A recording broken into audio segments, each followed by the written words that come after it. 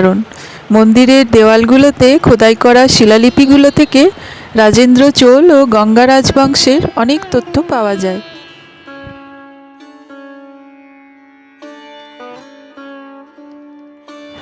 আমরা এসেছি কাডুগডির ঐতিহাসিক কাশী বিশ্বেশ্বর মন্দিরে। এই জায়গাটি শুধু একটি মন্দির নয়, বরং কয়েকশো বছরের ইতিহাসের সাক্ষী। মন্দিরটি দেখতে ছোট হলেও এর ঐতিহাসিক গুরুত্ব অনেকখানি। আজকের ভিডিওতে আমরা জানব কেন এই মন্দিরের নাম কাশী বিশ্বেশ্বর মন্দির হলো, আর এর স্থাপত্যের মাহাত্ম্য কী, আর কেনই বা এটি এত বিশেষ গুরুত্বপূর্ণ। চলুন তাহলে শুরু করা যাক।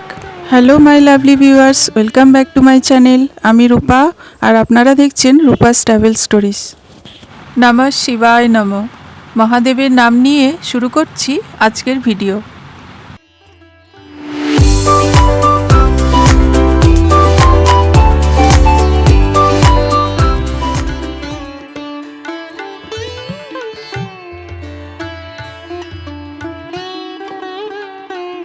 প্রথমেই বলি এই মন্দিরটি কেন বিখ্যাত।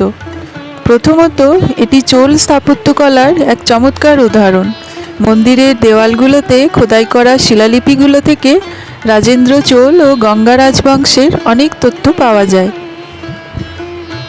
সামনেই দেখা যাচ্ছে বিঘ্নহর্তা গণেশের মূর্তি। গর্ভগৃহের বাইরেও রাখা আছে আরেকটি গণেশের মূর্তি। মন্দিরে প্রবেশ করলেই সেই প্রাচীন আমলের স্থাপত্যশৈলী অনুভব করতে পারা যায়। শহরের এত ব্যস্ততার মাঝেও মন্দিরের শান্ত পরিবেশ আপনাকে এক অদ্ভুত প্রশান্তি দেবে।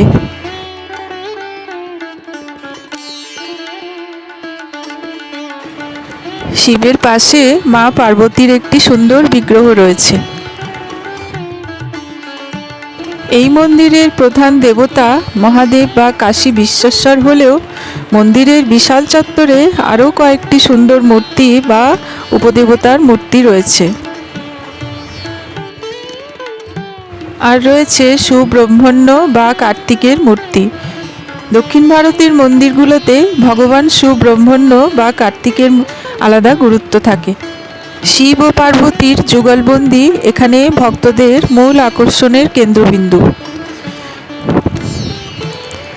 আর রয়েছে বিঘ্নহর্তা গণেশের মূর্তি।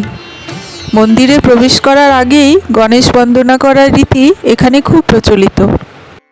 এই মন্দির মূলত ব্রহ্মা, বিষ্ণু ও শিবকে কেন্দ্র করে।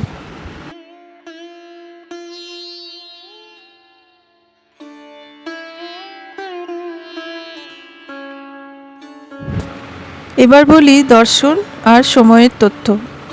মন্দিরটি সাধারণত প্রতিদিন ভোর 4টে থেকে রাত 11টা পর্যন্ত খোলা থাকে।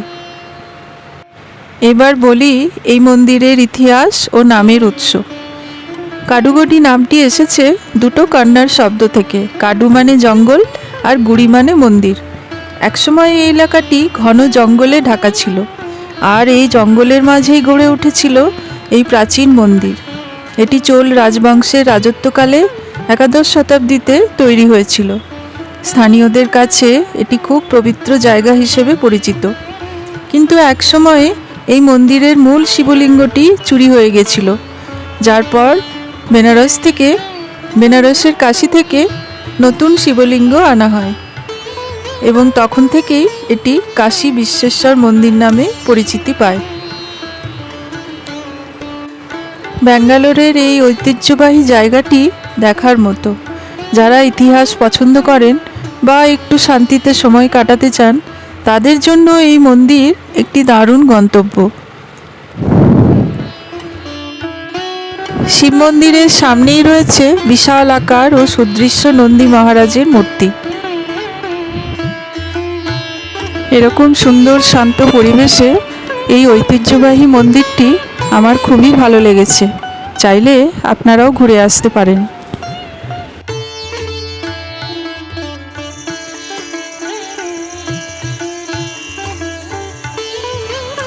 আমার আজকের ভিডিও আপনাদের কেমন লাগলো আমাকে কমেন্টে অবশ্যই জানাবেন। আর আমার চ্যানেলের ভিডিওগুলো যদি আপনাদের ভালো লেগে থাকে তাহলে আমার চ্যানেলটি সাবস্ক্রাইব করার অনুরোধ রইল। যারা ছবি আঁকতে ভালোবাসেন বা ছবি আঁকা পছন্দ করেন তারা আমার আরেকটি চ্যানেল চন্দ্রিমা আর্টসে ঘুরে আসতে পারেন, আর চাইলে আমার পরিবারের সদস্যও হয়ে যেতে পারেন, অর্থাৎ সাবস্ক্রাইব করতে পারেন। তাহলে আবার আসবো তাড়াতাড়ি একটা নতুন ভিডিও নিয়ে। দেখা হচ্ছে পরের ভিডিওতে। Thank you.